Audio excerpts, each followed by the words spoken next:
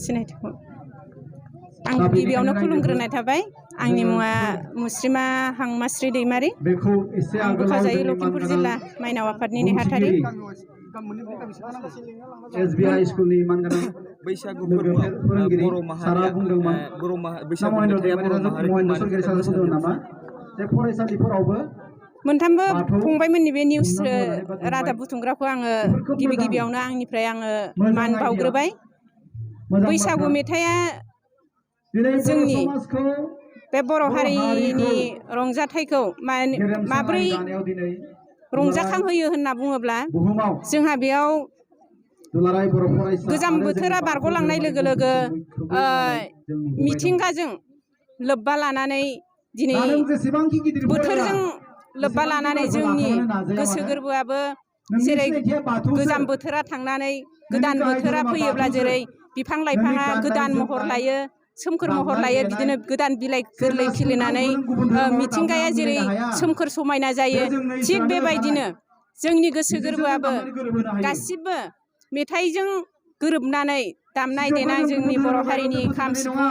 गासिबो रिंखांनायजों लोगोसे जोंनि गोसो गोरबोआ गुस्लायफायो। बोथोरजों लोब्बा लानानै जोंनि गासिबो गोसो गोरबोआनो गुस्लायफानाय जायो। बैसागुखौ मानो जो आथोनाव दोननाय जादों? बैसागुआ बेनो जेरै बोथोर सोलायनाय लोगो लोगो फागुन सैत्र दानाव जेरै उदां बोथोर बेबायदिनो बारहुंखा सारअन्थाइ जेरै फैयो बेबायदिनो बारदै सिख्ला जोङो बारखौ जोङो बारदै सिख्लाजों रुजुयो। मानो होनोब्ला जेरै बारहुंखाया सिमब्रे सिमब्रा बारबोयो बेबायदिनो जोंनि गोसो गोरबो रंजानायाबो बेबायदिनो हायला हुइला रंजाखांनानै बै बोथोरजों लोब्बा दं होननानै जोङो लोब्बा दं होननानै जोङो सानो।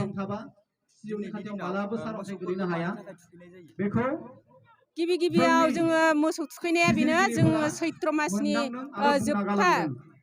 जोबथा थारिखआव जोङो जोबथा अक्ट'आव जोङो मोसौखौ थुखैयो। नै दिनैनि बे जोबथा सानावनो जों मोसौखौ थुखैनाया बेनो जोंहा बोसोराव खनसे मोसौआ जोंनो मावै दाङै हालेवनानै खस्थ' खालामनानै जों मोसौनि सायावनो जोङो मोनजानाय जायो। माइ गायनाय आबादथिलि बेबायदिनो मैगं थाइगं एवनाय बेबायदिनो जोबोद खस्थ' खालामनानै जोंनो मोसौआ जोंखौ जाहोयो। बे बेलायाव जोङो मोसौखौ सैत्र मासनि जोबथा अक्ट'आव जोङो मान लानायजों लोगोसे मोसौनि गासै खस्थ' खालामनाय बेमार आजार गासैबो लोमजानाय साजानाया सुस्रांलांथों होननानै जोङो दिनै मोसौखौ मान लानायजों लोगोसे थुखैयो। बेनो मोसौ थुखैनाया बेनो जाहैबाय मोसौनाव जोङो गोसोम दाग फोथा होयो। मानि थाखाय फोथा होयो होननानै बुङोब्ला जोंनि फोथाया थाव गुबै ओंखामदो एबा सारायनि हांगारखौ जोङो लगायनानै मोसौखौ जोङो फोथा होयो। बे फोथा होनायनि ओंथियानो जाहैबाय मोसौनि गासै बेमार आजार लोमजानाय जाहाथे दानगारलांथों बेबायदि सोदोबजों जोङो फोरमायनाय जायो आरो मोसौ थुखैनाय नैबे फोथाखौ। ओमफ्राय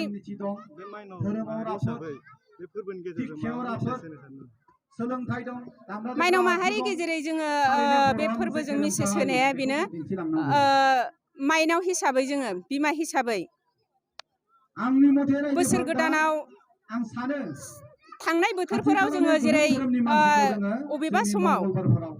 बयनिबो संसार जानायाव मावनाय दांनाय खस्थ' खालामनाय आरो दुखु जारलाया थाखायो बिनि गेजेरावनो जोङो माने माइनाव हिसाबै बिमा हिसाबै नैबे बोसोर गोदानाव जोंना बेनो गोजाम बोसोरखौ बिदाय होनानै गोदान बोथोराव जाहाथे जों मोजाङै मोजां रुजु रुमुयै फिसा फिसौ गासैबो अनलायनानै रायजो जालांनायनि मोजांखौ हामलायनानै जोङो नैबे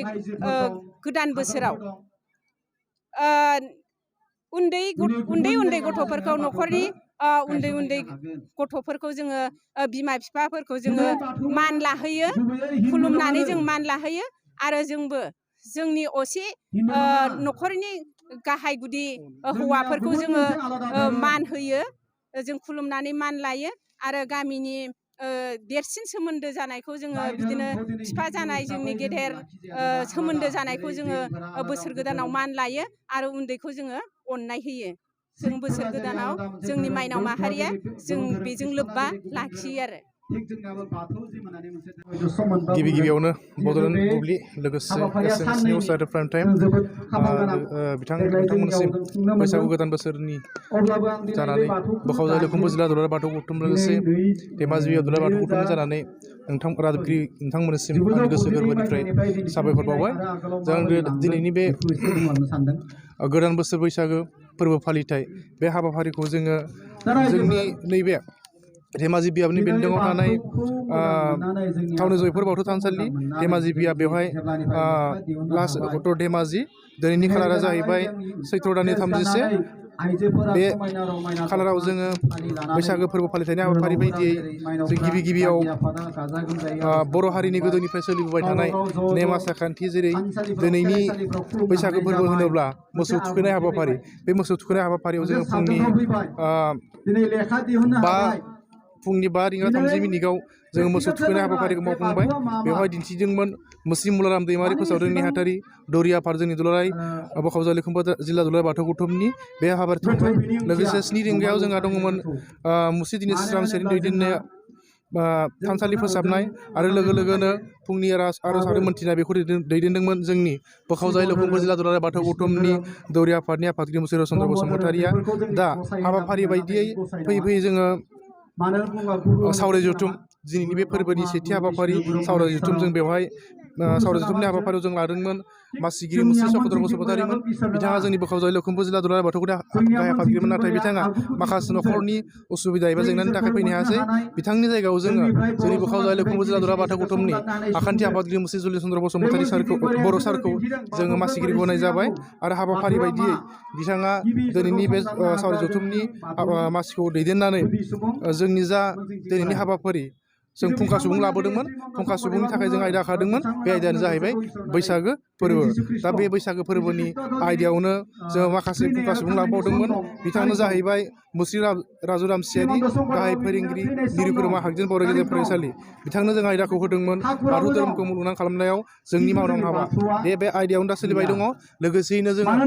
गोजाम बोसोरखौ बिदाय होनानै गाबोन फैनो गोनां गोदान बोसोर बैसागुफोरखौ बरायनानै जों माखासे नैबे धेमाजि बियाबनि बेन्दोङाव थानाय माखासे गामिफोरनिफ्राय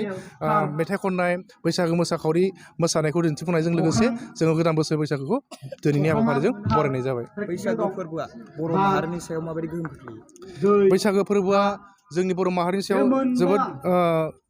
जोबोद गिदिर गोथौ सान्थौ गोहोम खोख्लैयो जेरैहाय बे आं इसेआगोलाव बुंखाबाय जे बैसागो फोरबोखौ गोदोनिफ्रायनो बर'फोरा फालिबोबाय थानाय बे बैसागो फोरबोआव जोंनि बर' हारिनि गासैबो नेम आसार खान्थि मोसानाय मुसुरनाय दामनाय देनाय रायलायनाय मेथाइ खननाय जंखायलायनाय मोसौ थुखैनाय जेरैहाय जोङो न'खरनि जे हाबाफारि फुंनि समनिफ्राय बाथौ आर'ज खालामनाय माखासे गाबोन 1 खालारनि समावहाय बाथौ आर'ज खालामनायनि सिगांबो न'खरनि माखासे गोथैसि बावनाय नेम हाबाफारि दं बेखौ मावफुंनाय जायो लोगोसे फिथा सौराइ एन्थाब जानाय बे हाबाफारिखौ मावफुंबाय थायो थिग बेजोंनो जोंनि बर' हारिनि नेम आसार खान्थिया गोदोनि नुबाय थानाय खुगाजों खुगा सोलिबोबाय थानायनि गेजेरजों जोंनि बर' हारिनि गासै हारिमुवा बैसागो फोरबोनि गेजेरजों बेरखांजोबो जों गाबोननि हाबाफारियाव फोरबो हिसाबै बाथौ थानसालि फोथारनाय लोगोसे नैथियाव गौथुमनि गोथार फिरफिला बिरहोनाय आरो बिनि उनावहाय गोथैसि बावनाय लोगोसे बिनि उनावहाय जोङो आर'ज मोनथिना खालामनाय बेखौ जोङो गासैबो बे धेमाजि बियाबनि रायजोफोरखौ लानानै हाबाफारिखौ मावफुंनाय जागोन। बैसागुआव उन्दैखौ मान होनाय आरो गेदेरखौ सनमान होनायनि गेजेरजों मोनदांथियो जों बेखौनो फोरमान होनो सानो जे जों बेबायदि हाबाखौ उन्दैया गेदेरखौ